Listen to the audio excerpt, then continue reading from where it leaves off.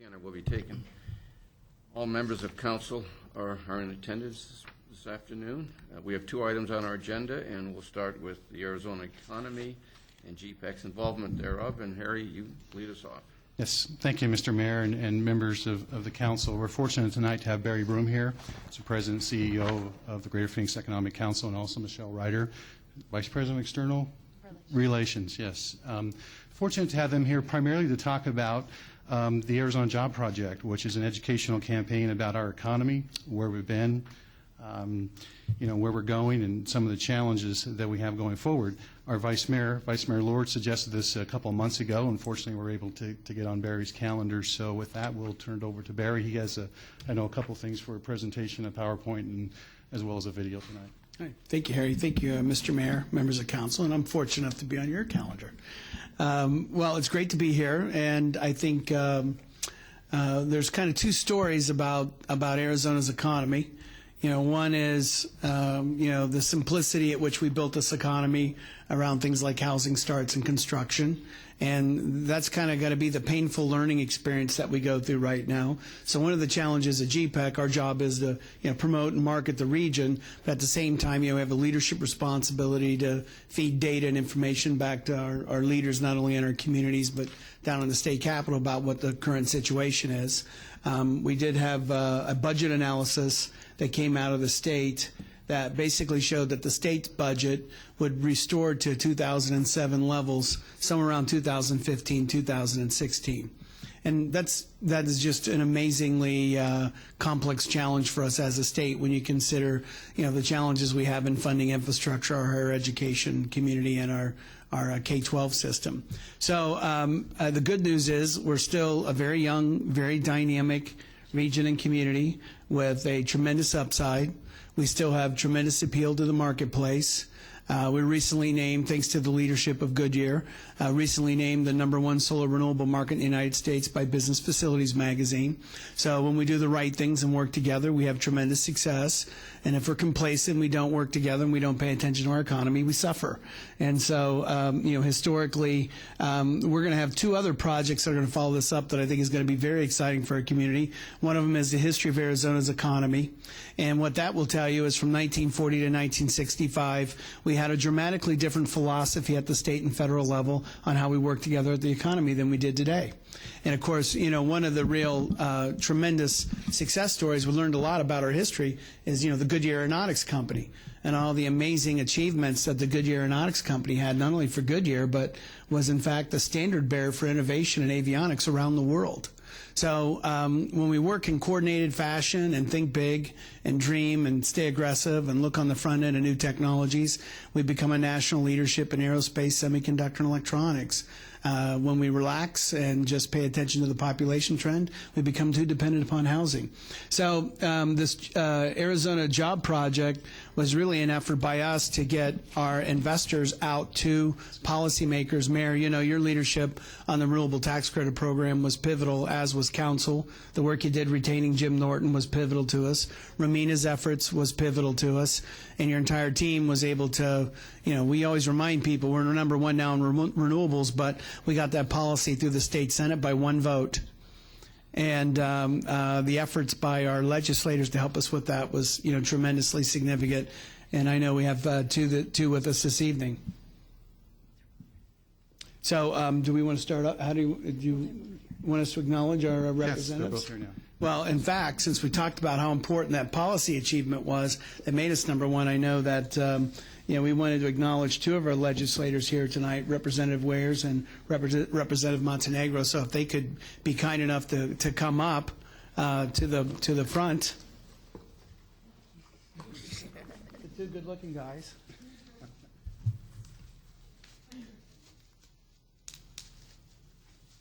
You can see who's the working man.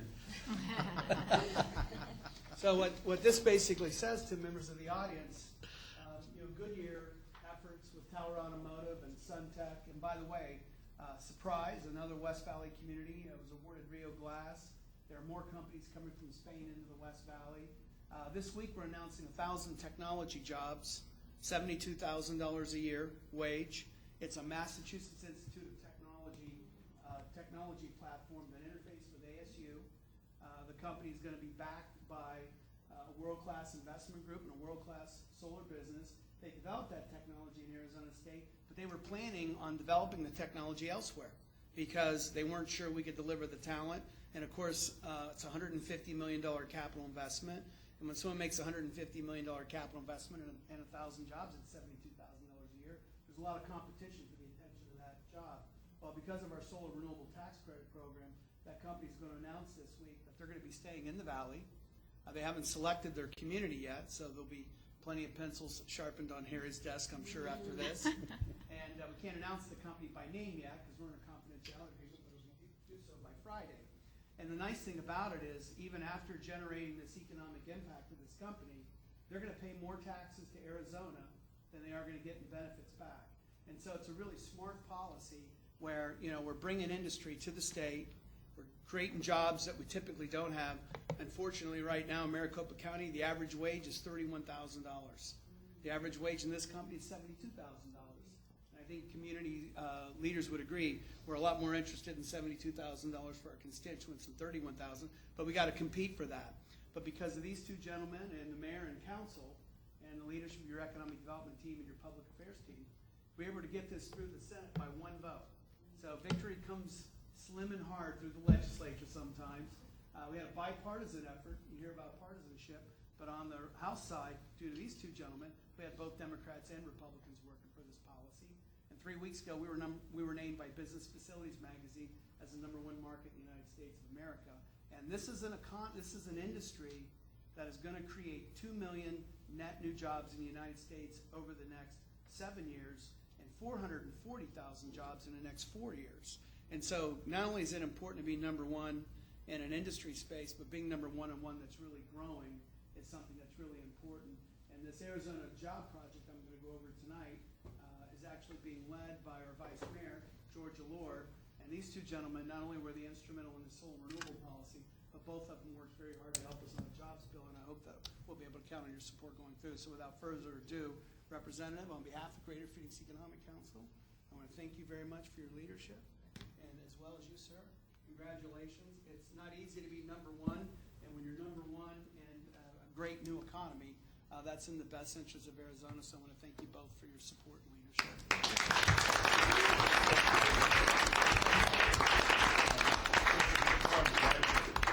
Have you got an application for this company? Thank you very much. It's all right, good.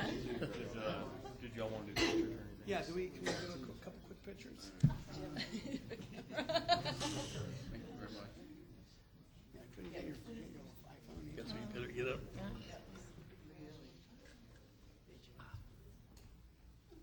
Thank you very much. Thank you. I appreciate it. Yeah. Do a picture real quick. Mayor, can you get this with us? This picture on the way here. There he is. Good job. I've known her a long time. Congratulations. Congratulations. Grab my coat then. I didn't bring Does anyone have a mine. hairbrush?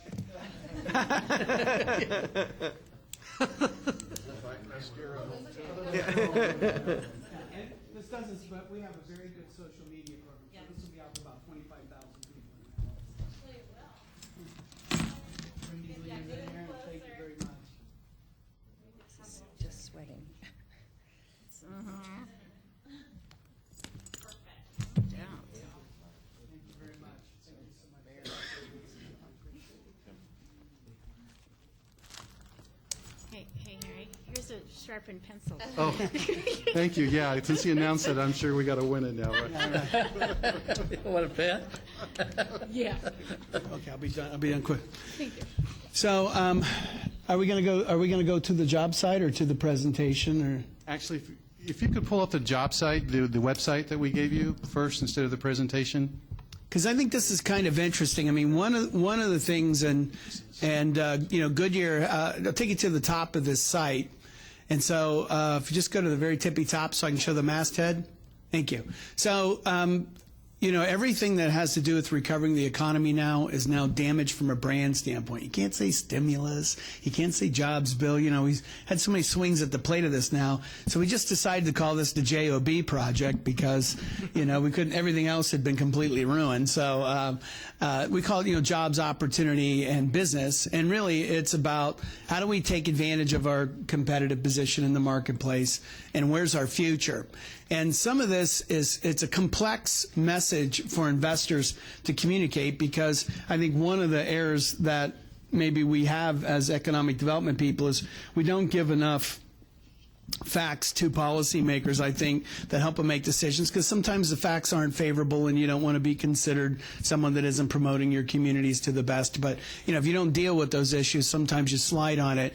And so this is basically Georgia Lord is chair of the ambassadors this year, and many Goodyear people are active in it. And this basically starts with, there's about 83, 85 volunteers at GPEC that have gone out, and already about 65% of everybody running for office in the state of Arizona has already had this presentation, regardless of whether they're an incumbent or challenger. It was not a political objective. Everyone that took out a petition, we've gotten so far almost close to 70% in front of them. So this is a little 4-minute video that gives you kind of an overview on why Arizona must diversify, and then it'll take you back to the site real quick. In fact, maybe what I'll do is just show you how the site works. To your right is a series of statistics that will allow, so if you're a volunteer, and amazing, even if someone owns a business with 30 people, if you say, I'd like you to go talk to your state rep, that's really intimidating. They're amazing to me how many people who are successful at running businesses, if you say, I want you to talk to your state senator, it's an extremely intimidating experience for them.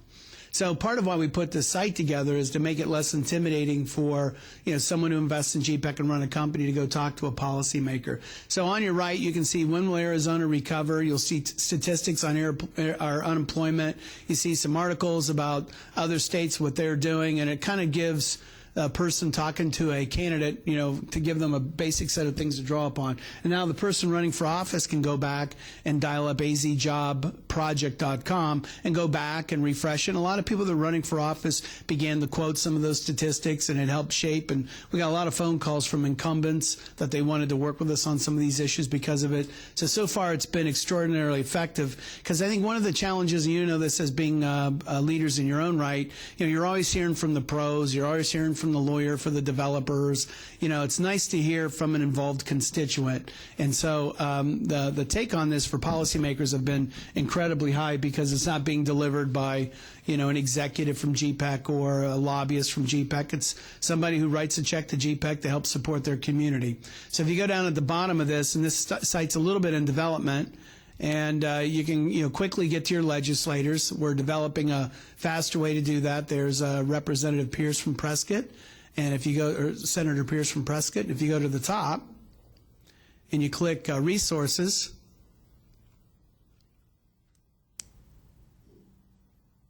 you can go into the site and you can get a number of things. There's a white paper that we're developing on the history of Arizona's economy, the PowerPoint that I'm going to show you.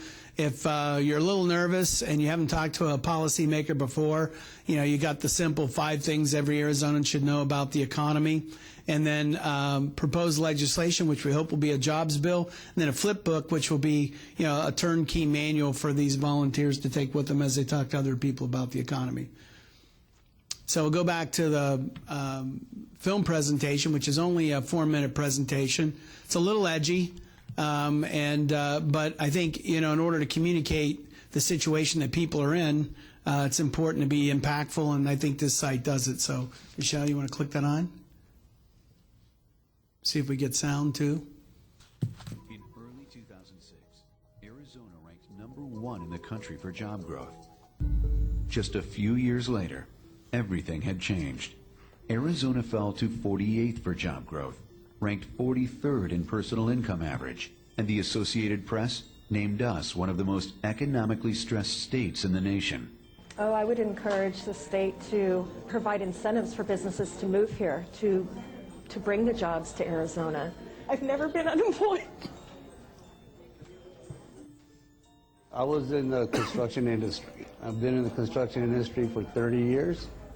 The past 10 years, I've been a special structural inspector. Since the construction industry is gone down, there's really no work in my field.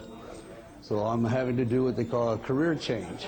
Our state was more economically stressed because it was especially dependent on industries like construction, real estate, and retail.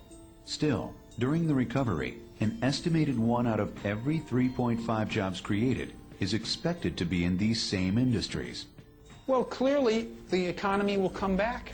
What's going to happen is people will move here again, maybe not as many, but they'll move here again, and the economy will essentially explode again. The implosion will kind of reverse itself. The problem is, in the long run, you're not going to have as nearly as diverse an economy and nearly not as fast a growing economy. So, A, you're still subject to this implosion, explosion economy, becomes more cyclical. And 2, in the long run, you're not going to have nearly as many jobs as you otherwise would. And the jobs you have will not be nearly as high paying, so the standard of living will not be nearly as high. Today, base industry jobs like manufacturing are at 1982 job levels. Meanwhile, we are the only state that suspended job training support for high-tech employers. We are contacted by representatives of other states fairly regularly, asking us to relocate our operations and offering us, in some cases, free facilities. You'll find clusters of small companies like LAI surrounding companies like Boeing and Northrop and Lockheed. We need help from our government to make it more attractive for big companies here to keep jobs in Arizona. While we wait, Florida, California, Illinois, Indiana, Virginia, Ohio, Iowa, North Carolina, Connecticut, Delaware, Maryland, Mississippi, and Rhode Island all recently launched economic development initiatives and improved the overall business climate in order to draw sustainable jobs. Now more than ever, Arizona must get competitive. We haven't done a good job in the last decade, maybe even a little longer, in getting export-related jobs here.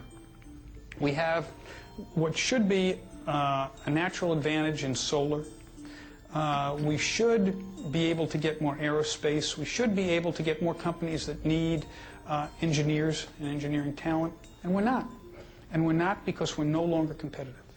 However, Arizona has made recent strides in competitiveness to stimulate investments in the renewable energy industry. Strong leadership and smart policy has helped companies invest and create quality jobs in Arizona, solidifying its place as the #1 renewable energy leader in the United States. Together, we can create an economic development plan to ensure our recovery is diversified, with not only more jobs, but sustainable jobs that continue to make our communities more prosperous.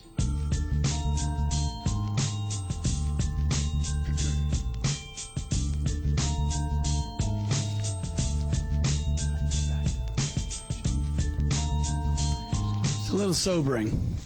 And I think, when we sat down with the employment center and asked people if they wanted to be videoed, I mean, the people that you saw in that video, especially the woman, I mean, she knew we were going to promote this to all the policymakers, and she agreed and signed off for the presentation, and you can imagine the impact that has on people. I think one of the challenges we have with state policymakers is there's a big, just by the nature of the job, there's a big separation between the decisions they make and how people are being affected by it. And when I was coming up outside of being in business, I did work for mayors, and when you're at the ground level on a community and city level, when you make a decision, you actually get to meet the people at the next meeting if it doesn't go so well. And there's a big disconnect, I think, and one of the things we wanted to do on this was, just to connect a little bit to these policymakers. While we're, passing on focusing on the economy and getting on issues that may not be as central to our future, there's people suffering by this. But, the good news is, unfortunately, but the good news is I can't think of any place in the country that's achieved excellence without having to go through these painful lessons. And, one of my goals in Arizona was we wouldn't be one of those communities, but that's not going to happen. And it's okay. And, North Carolina's a world-class state, and they work through the loss of tobacco and textiles. And, again, every state that you admired right now, I can tell you a 3, 5, 7, 8-year period where they went through a very difficult period and came out of it. And I just think the key thing on this is to make sure that's how we approach this. So I'll run you really quickly through this presentation. And I'll do it in 10 minutes, not 15. And this basically is, I talked a little bit about the JOB project. These are a reiteration of some of the statistics you saw. This shows the bubble on construction and housing. This gives us a little bit of the trend analysis. This is Arizona's trend analysis on where we're at in actual jobs today relative to where we were previously. And I think the most concerning of this for me is, the manufacturing sector, which I'm one of the economic development that believes the United States has to emerge as a manufacturing leader. I don't believe we can restore our economy unless we make things. The idea that you're going to create a knowledge sector for large pools of semi-skilled people just isn't realistic. You see the drop in our per capita income. I think one of the challenges here was even in 2002, 3, 4, 5, and 6, when we were 1, 2, or 3 in the nation in job growth, we still weren't creating a lot of wealth. We still were, 38th in the nation in wealth. And I think this speaks to some of the things we talked to about focusing on export industries and focusing on educational attainment for our community. I think this is the most powerful slide. And if I had one slide to show any legislator in Arizona, this would be the slide. And when I came to Arizona in 2005, and I spent 100 days in the market. I did an analysis, and I had a meeting with Governor Napolitano. We have this report we did called High Wages, Healthcare, and Housing. And we basically went to the governor and said, in order for us to maintain our current economic momentum, the average income in Arizona is going to have to increase by almost 40% instantaneously. The state spending, the rising costs of housing, and then, of course, what was going on in healthcare. If we didn't have a robust, sharp change in personal income, we weren't going to be sustainable. Now, we had no idea what it would look like going off on the other edge, but what this program shows you, I call this growing jobs and going broke. So if you look at Arizona in 2003, 4, 5, 6, as we were leading the nation in job performance, we were having a scalable increase in people on public assistance for healthcare by almost 80%. So if you look at any economy, when it grows jobs to the rate that we were growing, public assistance should be dropping, wealth should be created, public assistance should be dropping. So our wealth was flat and our public assistance was going up. Now, one of the things that happened around 2000 was we changed the eligibility for enrollment and access.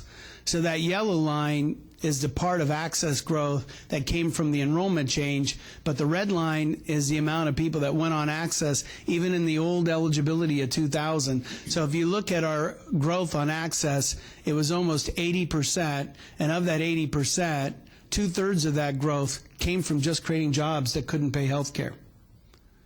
So, 25% of that growth came from the changing in eligibility. So as we go forward, if you look right now, if you look at our job forecast to recover in 2014, the budget forecast has us recovering in 2016. But the real challenge is our economic recovery without changing how we do business is really going to be 1 in 3.5 jobs dependent upon construction, retail, and real estate. So this bubble that you saw and this condition of creating jobs and growing broke was 1 in 5 jobs in this sector, but the recovery is 1 in 3.5 jobs. So there has to be a real marked, deep, robust change in our competitive position, and you have to be able to do that in sectors that can create different wages and create net new jobs to the market. So a challenge in front of us, and I'll leave it on this so I can answer any questions. I could get really complicated with this presentation, but there's 3 really simple things we could do right now that could really affect our competitive position. And of course, we have to do this within the context of budget deficits. We have very serious budget deficits at the state levels. So going in with a big tax slashing measure, probably not practical. But we can improve our tax climate around things like corporate income tax and scaling corporate income tax benefits to employers that invest in export sales and import jobs. And that would be the sales factor. And in Arizona, we went from 50 to 80% when we were competing for the Intel fab. And the net effect of the state has been $113 million in more income because of the improvement in competitiveness. So we could go to 100% sales factor. That would cost the state about $27 million in short-term revenues. It's the main tax policy that major industry looks at, but we've shown that we can recover that with growth.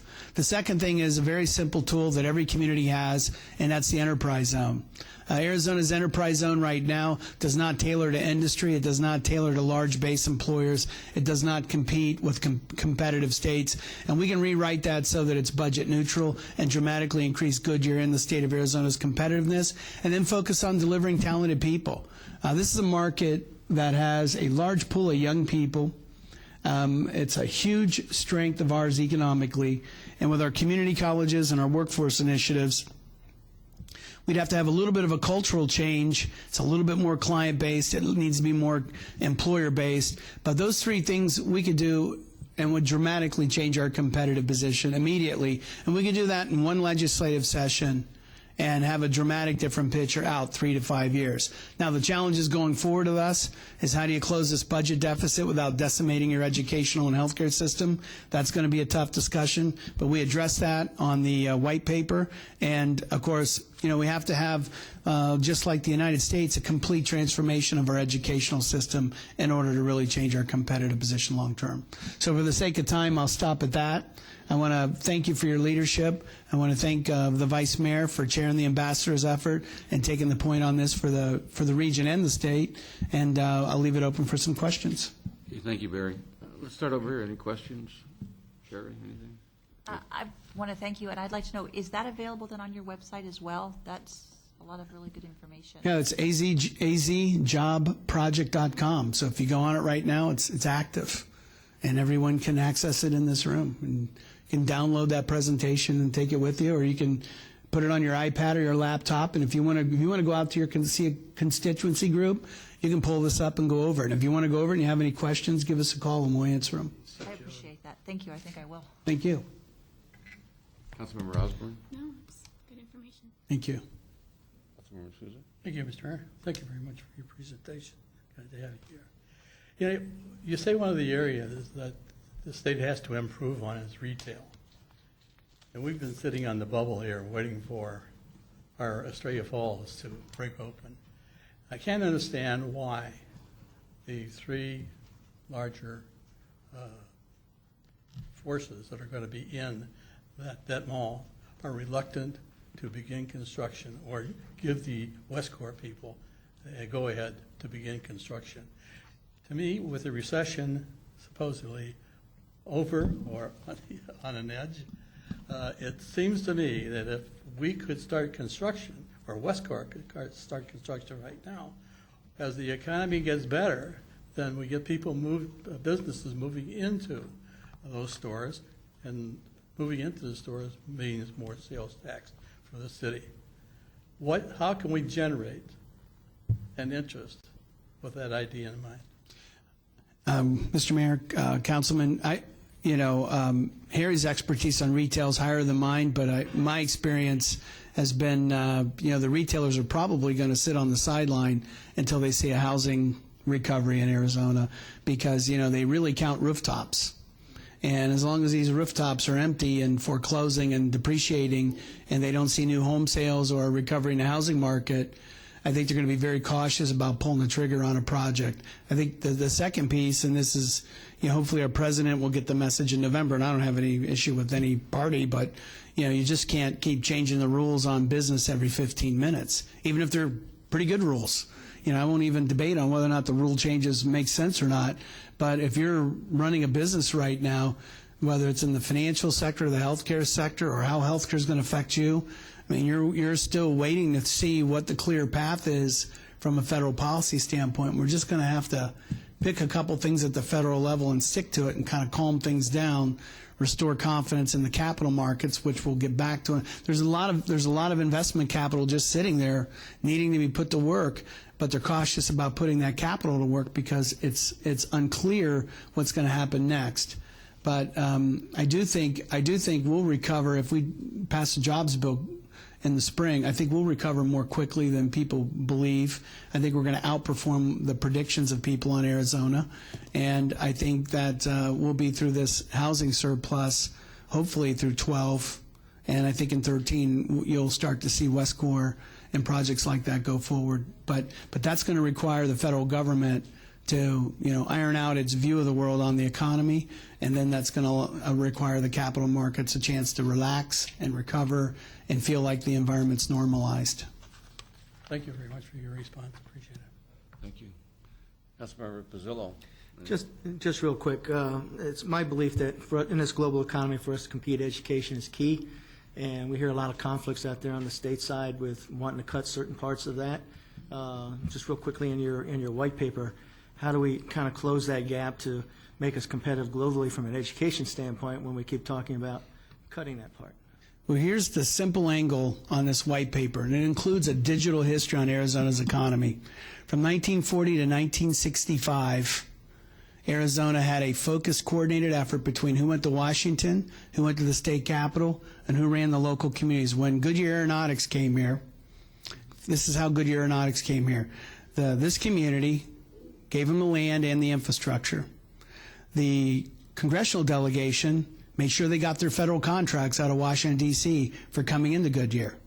The state participated in a series of targeted tax policies to help that company get off the ground. And then the business community with the university worked to recruit highly specialized avionics talent here to Goodyear so that Goodyear could become a leader in avionics. And during that same period, the state of Arizona, while they were lowering taxes on business, at certain periods of time, were investing 25% above the national average in education. 25% above the national average, and reducing taxes on business. Today, in 1990, we made 11 individual income tax cuts on people. We took over $1 billion in income out of the state. We defunded education. We did not address business tax policy or economic policy. We slid competitively, and we began living off of population trend activities like housing starts. And the evidence is overwhelming. So we're going to have to reverse engineer our position on it. But in 1965, there's an article, I think it was in Time magazine, they referred to Arizona as the Silicon Desert. And we have in this digital story, a national story about how does Arizona just outperform the United States of America. It's this entire article on us in the early 60s. But, if you look at how we've operated today, we operate completely in conflict. And people like your mayor who fought for this renewable program get criticized for it. Didn't you, Mayor? You didn't get thanked for that, did you? So, we got to kind of go back to the basics and found out, how did we become this really compelling place, and find out that, our behavior as leaders was dramatically different when we became a compelling place than it's been as we've slid from our position of prominence. And if we're going to restore ourselves back in prominence, we're going to have to make some tough decisions, and we might not be able to be a complete populist on every tax policy to do that. We may actually have to ask people to pay a little bit more to make these schools work. Councilmember Cavalier. Yeah, I'm going to pick up on this education thing and go another step further on it.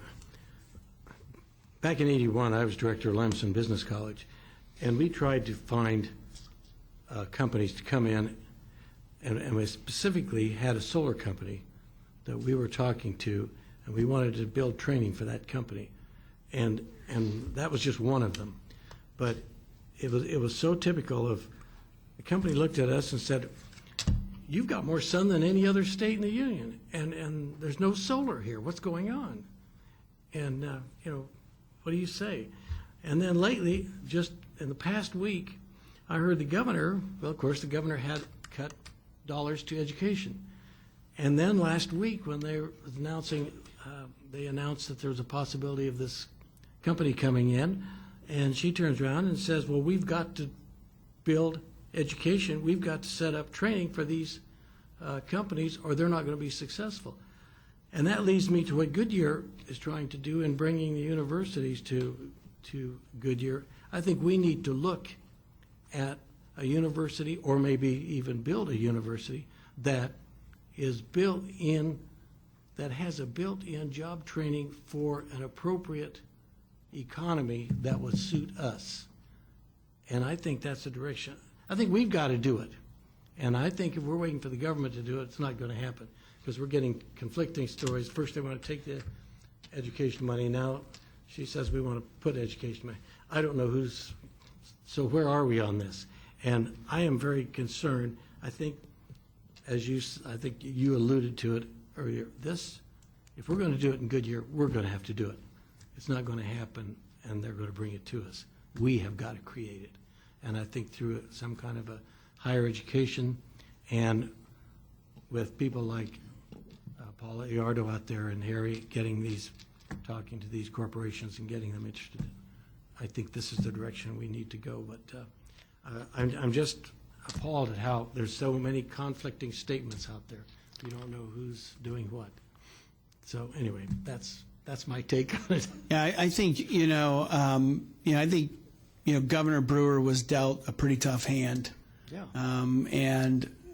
Boy, I'll tell you, I can't think of anyone that's been asked to navigate through a more difficult path than she has. She was Secretary of State. Next thing you know, congratulations, you're governor. Here's the biggest deficit in the history of the state. And by the way, the biggest structural deficit in the history of the United States. And while we're at it, here's the worst economy since 1932. And I think the hard part for anybody here is I think everyone intuitively knows, cutting the university's 18% is not a path to progress. And the challenge on that is, we've sold people that they can have everything without paying for it. And now we're in a little bit of a mess because you can't have everything without paying for it. And, one of the reasons we brought up this personal income tax discussion in the white paper is, where did our tax base go? Well, we gave it all away. And we're 9th in individual taxes. So if you're an individual in Arizona, 41 states ask their individuals to pay more taxes than you do. If you're a business, you're 28th. So who creates all the jobs? It's the business. So we're asking businesses to pay at 28, and we're asking individuals to be 9th. And the net effect is individuals are unemployed. They're getting personal incomes 25% below the national average, and they're starting to be concerned about the kind of systems that their kids are being educated in. One of the recent discussions, I'm fortunate enough to have a daughter that won the Regent Scholarship. She's a 3.95 GPA. I'll just brag for 2 seconds. She obviously doesn't take after me. And I've got a 31 on her ACT, and she won that scholarship to go to any Arizona school. And they just eliminated that. And she'll be the last group of kids to get that. And so I talked to one of my friends at the University of Arizona, and I said, I hope, it was a $16 million item in the budget. And I said, our brightest and most talented kids now are now getting the message from our university system that, there's no path for you here to honor you for your achievements. And Gonzaga and Santa Clara and all these other universities in the Mountain West region, they're now going to target our best kids and offer them scholarships to go to those schools. And now out-of-state tuition with scholarships for bright kids are going to be cheaper, less expensive than in-state tuition in our state where there's no scholarship program for them. Net effect is, our brightest and best kids are going to leave the state. And once they leave the state, that's where they meet their spouses, and that's where they find their internship, and it's often where they get interviewed on campus for their jobs, and so on and so forth. And that's not a great trend, in my opinion, for the educational system either. But we got a lot of challenges in front of us. Vice Mayor Lord. Thank you. Well, just a couple comments. The comment you made about the taxes in Arizona, how much lower they are in the other states. I think that message needs to get out, because I can tell you people in our community do not think that. So I think it's a fault we have in Arizona of not being honest of what we have here, and then have goals of where you want to go. And like you said, you have to tell the citizen, you want to be there, you got to add a little bit to the pot. And we all have to. It's a team effort. Mm-hmm. It's no longer just the governor. It's all of us, every citizen of the state. The question I have for you is the small businesses. Are you getting any pushback from when we present this presentation and small businesses say, okay, what's in it for me? And so do we have any idea how we're going to balance that out? Well, one of the things, I didn't go through the whole presentation, but, small businesses, the good news in Arizona is we've done a pretty good job on small business. So small businesses are about 17th in taxes, and a big expense for a small business is workers' compensation and unemployment insurance. And we're the first and second most affordable place in the western half of the United States. But a lot of these small businesses, I'm sure, would like to have supplier relationships to Suntech. and they'd like to have those relationships with Cancer Treatment Centers of America. So the big challenge for our small businesses is how are they connecting into industry, which are the most reliable paying customers for them. So I think from a small business standpoint, some of these tax policies will be written to include them. So in our recommendation in improving the income tax environment for industry, we'll include a small business portion to that. There'll also be a small business component to the enterprise zone, but small businesses survive on credit. How do we get our banking system restored? So if we can drive industry into the state and expand that and absorb this housing market, that's going to get banks lending again in this market. We're still being blackballed by the banking system nationally because of our real estate position. And that's affecting small businesses when it comes to lines of credits and things like that.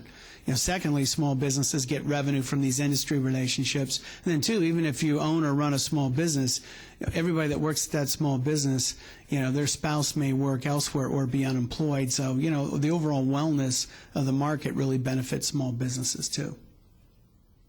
Well, we got to get going on the meeting. Thank you very much. Thank you, Mayor. I'd like to ask you a few questions, but we don't have time. Okay, well, thank you, sir. But one thing, you have an immense knowledge base, so very impressive. Well, thank you. Yeah. Well, thanks for, one of my, I really love being the president of GPEC, and I love working with the communities, and it's particularly exciting when a community is so focused on doing the right things, and I really enjoy working with Goodyear, and I've really appreciated your leadership all across the board, whether it's your economic development team, your city manager, your government affairs people, your elected leadership. You've been there every step of the way, and I want to thank you for that. We will not be successful without that. And I'd like to have you back, Barry, sometime, and we could have a little more. when you call, I'll come. Thank you. Thank you, sir. Take care. Thank you, Mr. Mayor. Thanks, Barry. Barry, thank Thanks, you. Barry.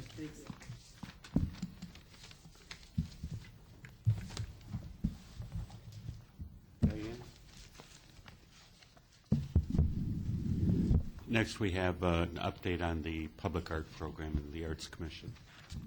Sorry for the delay. No problem.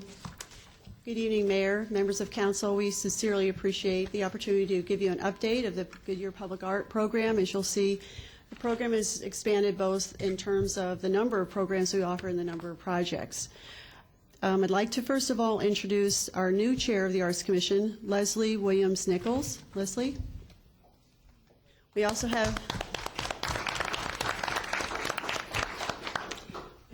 other members of the commission here tonight. There's Norma Cunningham and Bonnie Lewis. I'm going to turn these microphones over to the two people who are going to give the presentation. They are basically the architects of this program, the PowerPoint, and that's Alex Colai and Ed Bonvecchio.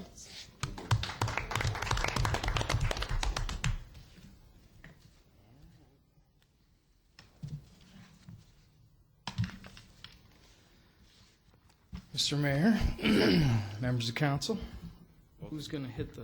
I can do that. Okay. The keyboard. Try not to rustle my papers too much. One of the questions in the recent citizen survey asked if art in public places helps to define a community. 78% of the respondents said yes. Furthermore, the younger the respondent, the more likely they were to feel that art does define the community. Is that a Goodyear only? Or? Yes, that was the Goodyear survey. Artist Lori Lundquist created a molded concrete design for the Bullard Wash Bridge. This design delineates river waves and F-16 fighter jets and creates a uniform identity for the wash. Move that microphone over to you. Oh, sorry. Did you hear me? Yeah.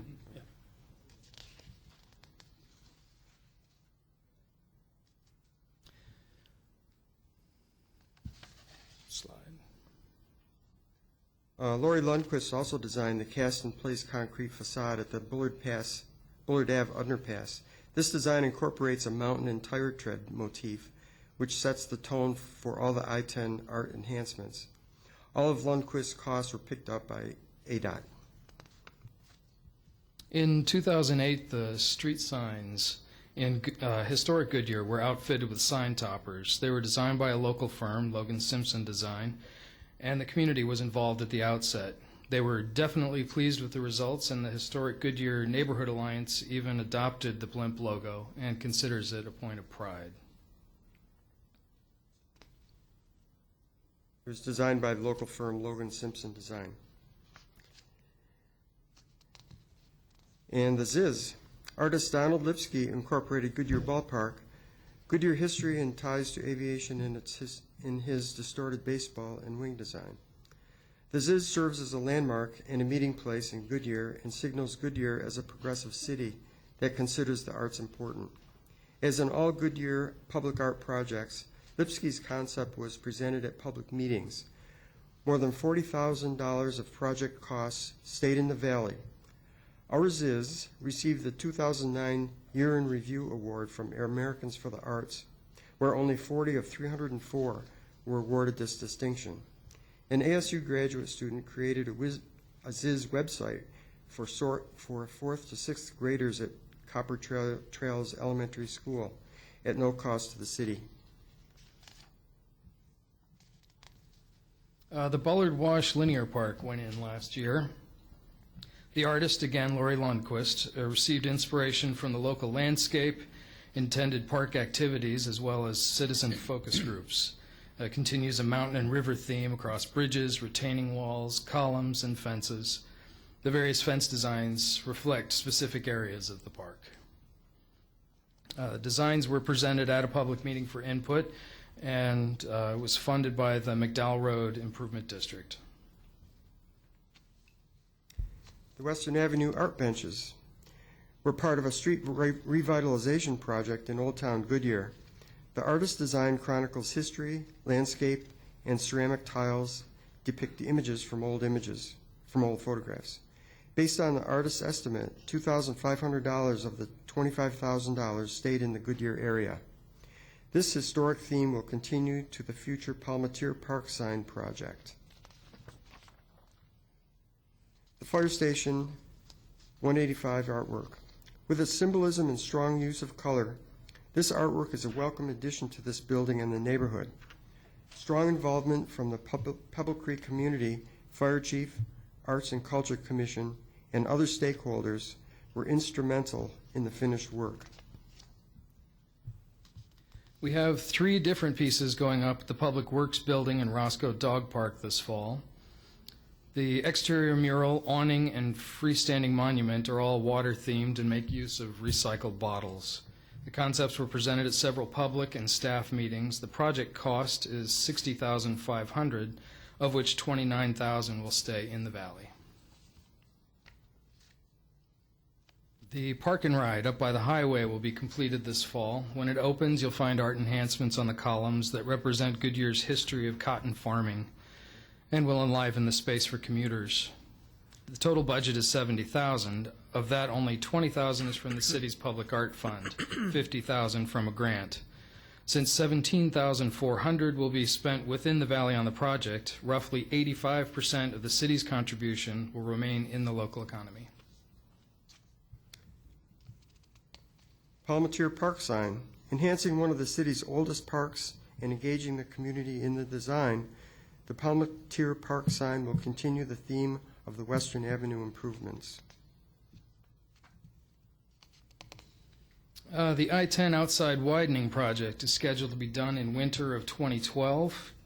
All interchange designs, materials, installation, and maintenance are paid for by ADOT.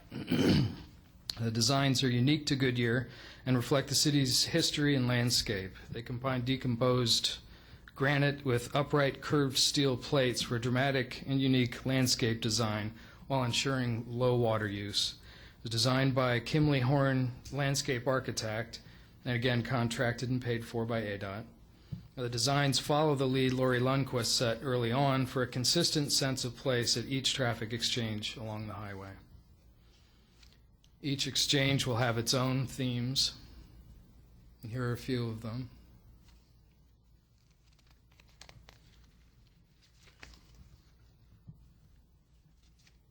This is a look at the new Arts and Culture Commission's logo, designed by 3 of the commissioners.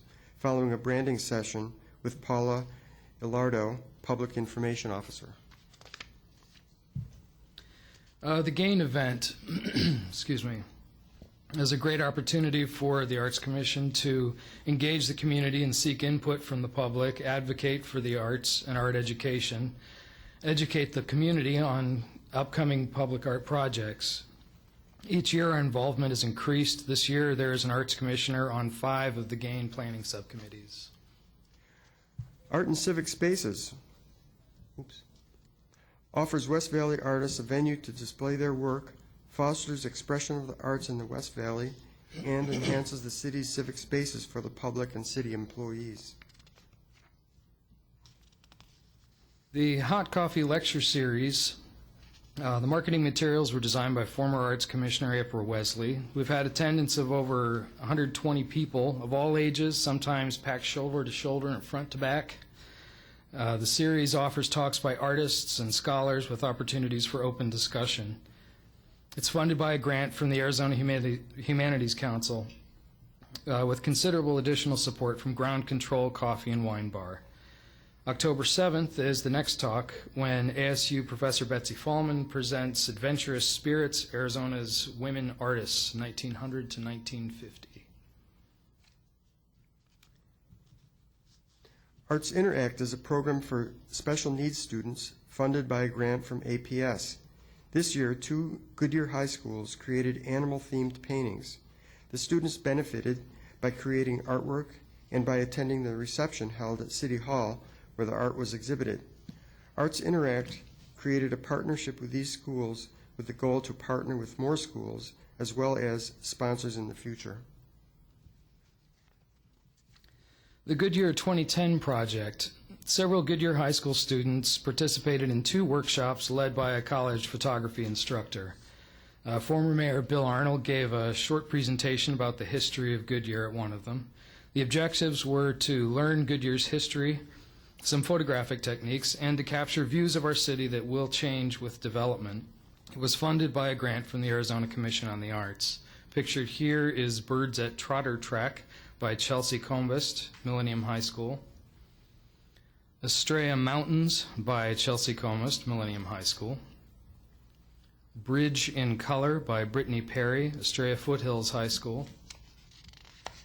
And Row by Dara Keith, Estrella Foothills High School. And we did have 2 of the students in attendance at the reception, Chelsea and Dara. And that's what we've got for today, so thank you for your time and for your support of the arts.